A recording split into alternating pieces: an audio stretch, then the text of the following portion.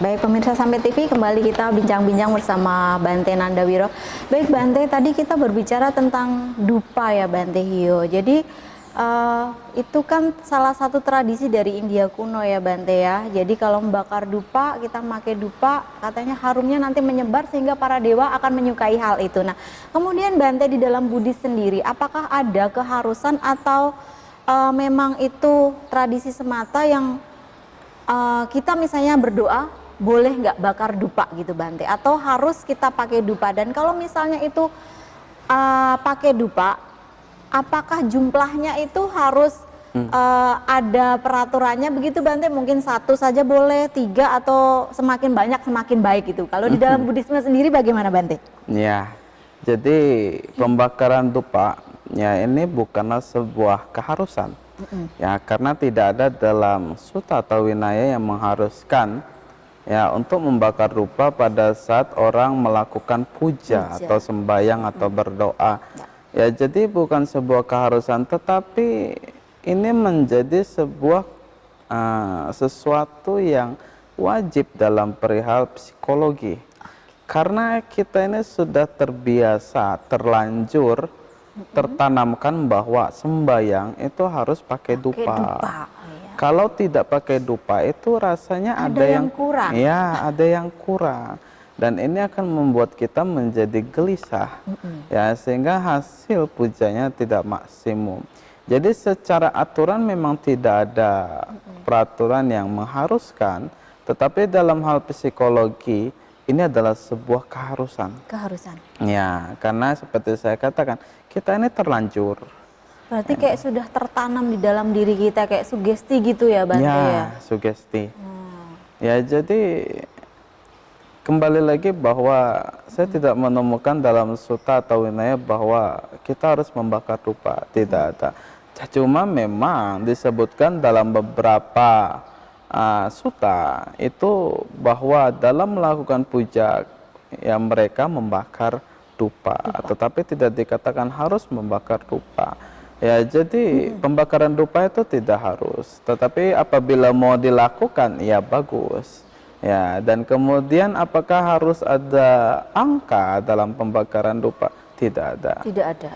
Tidak Berarti ada. itu terserah saja ya Bante ya? Ya. Dan semakin banyak semakin baik, saya setuju saja.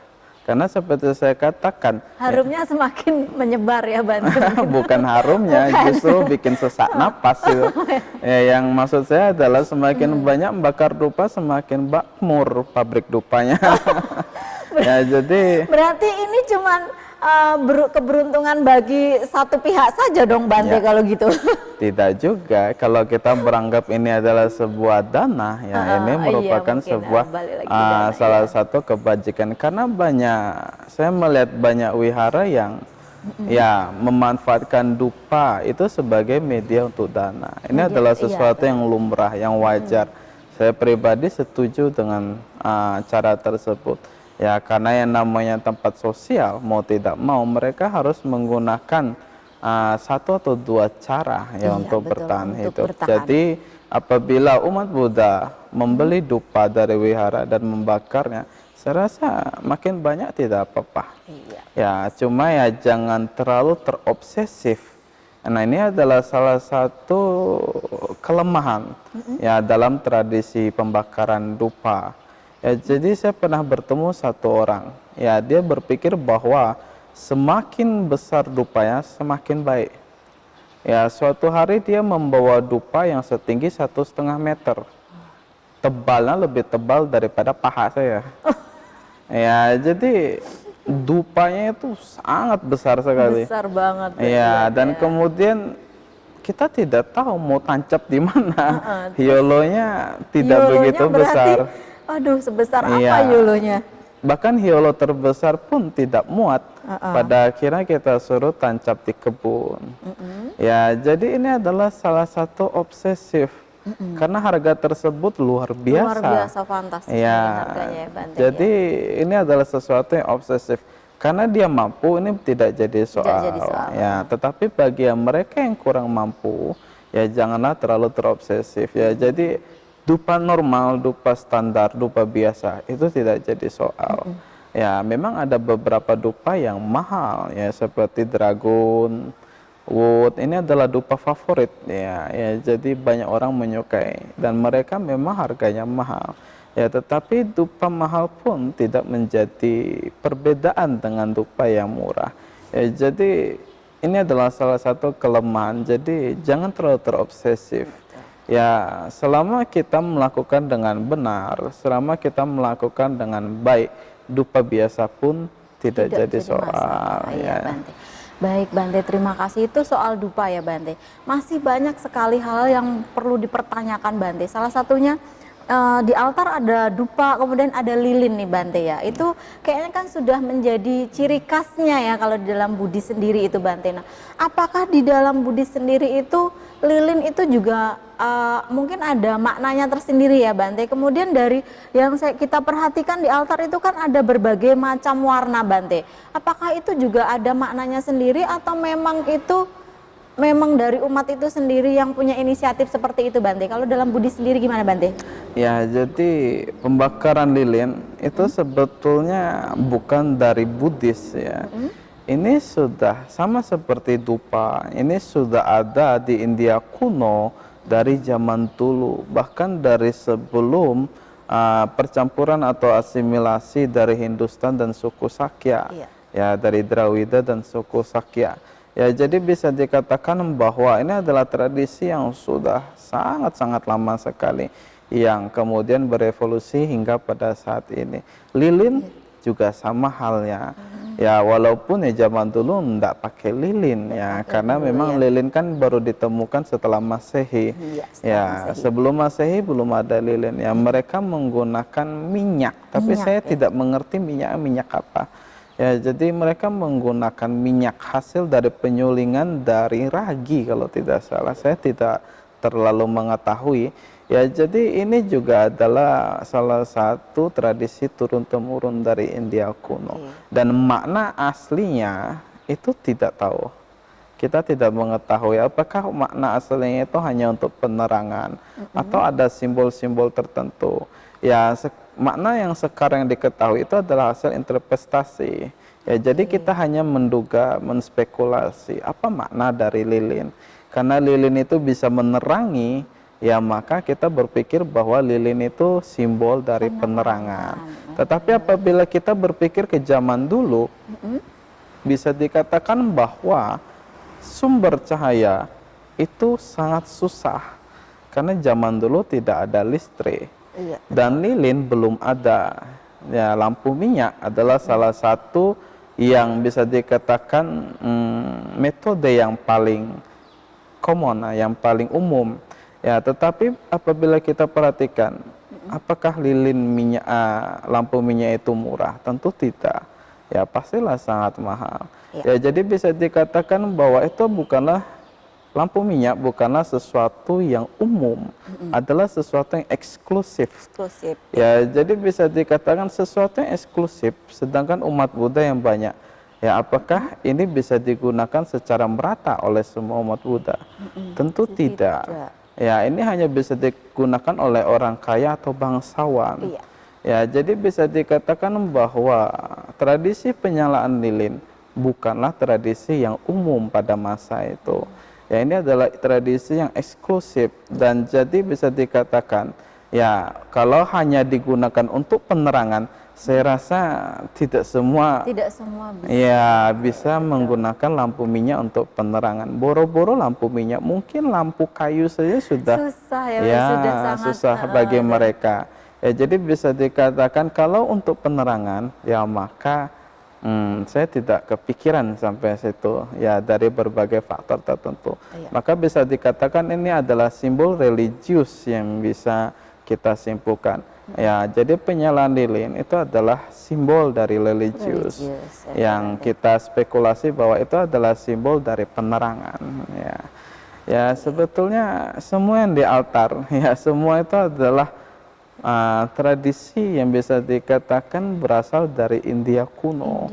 Ya, karena memang dari berdasarkan ilmu teologi ya dikatakan bahwa salah satu tradisi religius yang paling pertama keluar adalah tradisi dari suku Drawida. Drawida Ya, jadi bisa dikatakan dari semua tradisi religius atau agama yang kita temukan pada saat ini, sebagian besar itu dari suku Drawida yang pada akhirnya kita mengasimilasi, mengadopsi dari tradisi tersebut, hingga tradisi tersebut ya bisa dikatakan menjadi tradisi mayoritas yang dominan yang pada saat ini. Ya, jadi akhirnya sampai saat ini juga masih dipertahankan begitu ya Bante? Ya, masih dipertahankan. Iya Bante. Kemudian ini Bante, kebanyakan yang sering diperhatikan di dalam upacara Awamanggala ya Bante, misalnya kayak ada sanak keluarga yang meninggal Bante. Di situ kebanyakan saya perhatikan lilin yang dinyalakan itu pasti warna putih. Apakah itu ada maknanya tersendiri atau bagaimana Bante? Karena di Buddhis sendiri, saya sendiri juga belum pernah menemukan, oh kalau Awamanggala kita harus pakai lilin putih gitu Bante. Mohon penjelasannya Bante. Ya ini memang bukan dalam tradisi Buddhis yang original, seperti lilin 5 warna. Ya, ini kan adalah lilin yang mewakili dari warna bendera Buddhis. Ya, yang ditemukan ya oleh seorang dokter, saya lupa namanya. Ya nanti para pemirsa bisa Google sendiri ya. Ya, jadi ini berdasarkan dari 5 warna. Tentu dalam setiap warna ya ini ada maknanya, dan putih ini juga salah satu bagian ya dari yang memiliki makna. Dalam Awamanggala memang kebanyakan orang menggunakan lilin putih. Ya, saya tidak begitu mengetahui makna yang dimaksud dari lilin putih. Ya, karena memang tidak ada penjelasan dari lilin putih. Nah, ini hanyalah sebuah sugesti yang dimiliki oleh masyarakat. Ya, bahwa lilin putih ini melambangkan kebersihan. Ya, jadi mereka ingin mereka yang telah mati itu bersih.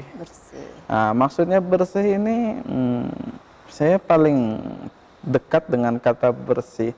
Ya, sebetulnya bahasa Inggrisnya itu purity. Purity itu bukan suci, tapi bukan juga kotor ya. Karena itu saya katakan bersih. Ya, jadi bersih di sini dengan harapan yang meninggal itu bisa masuk ke alam bahagia. Kita menyebutnya alam surga. Ya, jadi putih mewakili kemurnian dalam kebersihan. Ini adalah harapan mereka. Tentu tidak semua daerah memiliki tradisi yang sama. Ada yang menggunakan lilin hitam. Ya, ini juga melambangkan dari kematian. Ya, tentu ini karena perbedaan keyakinan. Ya, jadi oleh karena itu, ya lilin putih itu lebih dari sekedar sebuah simbol. Ya, simbol dari kebersihan ya. Jadi kenapa mereka menggunakan lilin putih ya, karena mereka berharap bahwa yang meninggal ini bisa mendapatkan kebersihan dan mendapatkan kebahagiaan lahir di alam yang berbahagia. Oke, Bante. Iya Bante, kira-kira seperti itu ya Bante. Jadi karena kebanyakan yang kita tahu kan lilin ada banyak banget ya Bante warnanya. Ada biru, kuning, seperti yang Bante katakan tadi, itu salah satu lambang diambil dari bendera Buddhis ya Bante. Ada biru, kuning, merah, putih, dan oranye. Dan memang setahu saya yang saya baca itu ada makna-maknanya begitu ya Bante. Nah baik Bante, kemudian apakah kalau kita berdoa melakukan puja itu Bante, adakah keharusan kita harus membaca parita-parita itu atau mungkin hanya parita-parita khusus yang kita baca sebagai bentuk penghormatan kita Bante? Ya, pembacaan parita ya ini memang bisa dikatakan menjadi salah satu tradisi yang bisa dikatakan hanya di Indonesia yang kental tradisi pembacaan parita. Di negara lain umat Buddha tidak diwajibkan membaca parita. Ya, tetapi di Indonesia umat Buddha sangat disarankan untuk bisa membaca parita. Karena parita ini menjadi sebuah syair doa. Ya, ada umat Buddha yang bertanya, apakah dalam Buddhis ini tidak memiliki doa? Ya, apabila kita lihat dari kepercayaan saudara kita, mereka masing-masing memiliki doa. Jadi apakah Buddhis tidak memiliki doa? Ya sebetulnya kita punya. Parita sendiri itu adalah syair doa. Syair doa, iya. Ya, jadi bisa dikatakan apabila kita melakukan puja dan kemudian kita membaca parita, yaitu sama seperti kita berdoa. Hanya saja ya arti dari doanya sudah fix ya. Apabila kita ingin pengharapan yang lain ya kita harus tambahkan sendiri ya pada doa itu ya. Jadi bisa dikatakan apakah harus membaca parita pada saat melakukan puja? Saya menyarankan harus. Harus.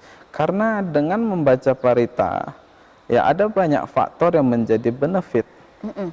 Salah satunya adalah perhatian dan konsentrasi. Betul. Pada saat kita melakukan puja, semurni pikiran kita, setinggi juga hasil yang kita dapatkan.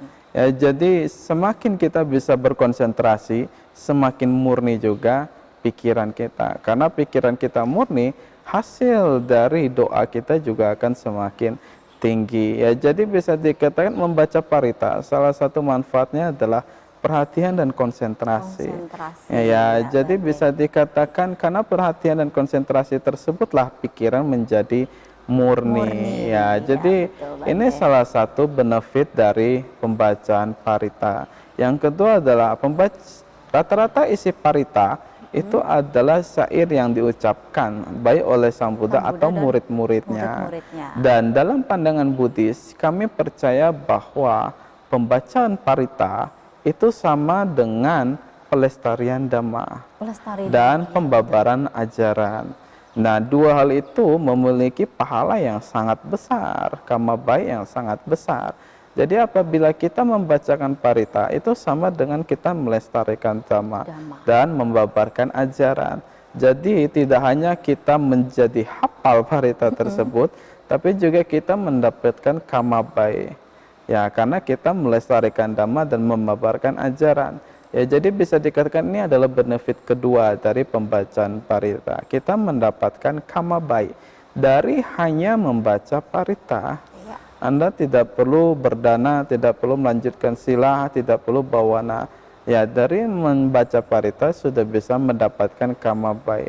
Tentu kalau kita melakukan dana sila bawana ya maka akan lebih besar lagi. Ya, lebih baik lagi. Meningkat lagi. Ya, benar. Jadi bisa dikatakan pembacaan parita ini bukanlah keharusan, tetapi sangat-sangat disarankan. Ini menjadi kewajiban pada saat kita membaca parita. Manggala awa manggala tidak jadi soal. Walaupun ini adalah manggala, kita membaca awa manggala tidak jadi soal. Begitu juga sebaliknya. Apa yang perlu kita baca itu terserah dari diri kita pribadi. Parita mana yang kita paling suka? Ya, silahkan dibaca. Mau baca sebuku penuh juga boleh saja, justru makin bagus. Makin bagus ya. Ya, mau baca yang lain di luar dari parita biru ya bagus juga. Ada banyak sumber yang bisa kita dapatkan untuk mencari parita yang lainnya. Parita biru itu hanya rangkuman kecil ya dari parita yang ada. Itu hanyalah bagian sangat-sangat kecil, tidak ada 10% dari total sutta yang ada. Jadi kita bisa mencari dari sumber lain. Ya, jadi bisa dikatakan intinya membaca parita yaitu adalah sebuah sangat disarankan ya. Tidak harus, tetapi sangat disarankan bacalah parita pada saat sembahyang, saat melakukan puja. Baik, Bante. Semakin menarik, Bante, ya, soal doa dan tradisi-tradisi tentunya yang sangat melekat dalam Buddhisme sendiri, Bante. Baik, tapi nanti kita akan lanjutkan kembali pemirsa bersama tentunya masih dengan narasumber kita Bante Nandawiro, tetapi setelah yang mau lewat berikut ini, pemirsa.